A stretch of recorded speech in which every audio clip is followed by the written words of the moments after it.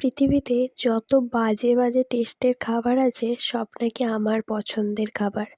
আচ্ছা, ড্রাগন ফল কি এতটাই বাজে খেতে? আজকে 40 টাকা দিয়ে নিয়ে আসা হয়েছে এই একটা ড্রাগন ফল। যাই হোক, ফলটা আমি প্রথমে কাটতে পারছিলাম না, অবশেষে পেরেছি।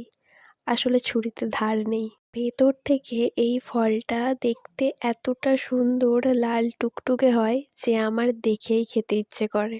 এমনিতেই ফল খেতে আমি একটু বেশিই ভালোবাসি। ভাত মুড়ি বাদ দিয়ে সারাদিন আমাকে ফল খেয়ে থেকে যেতে বললে আমি খুশিই হব। বাড়ির সবার কথায় এই ফলটা নাকি সবথেকে বাজে খেতে। একবার যখন বলেছে বাজে খেতে, এটার ভাগ আর কেউ পাবে না। পুরোটা আমি একাই খাবো।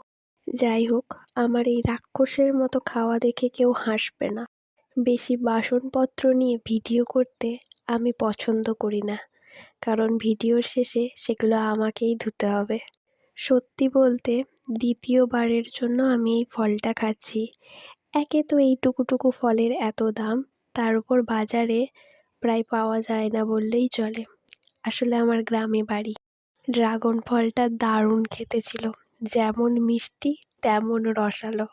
আর এই প্রথমবার আমি একটা জিনিস দেখলাম, ফলের মধ্যেই গাছ বেরিয়ে গেছে, শিকড় বেরিয়ে গেছে গাছে। যাই হোক, আমি তো খাবার জন্য কিনে এনেছি, আগে খাই। যেদিকটা শিকড় বেরিয়ে গেছে ওই দিকটা সাইডে রেখেছি। খাওয়া হলে পরে পর্যবেক্ষণ করে দেখব শিকড় গাছ সব কিছু। আজ তবে আসি, বাই।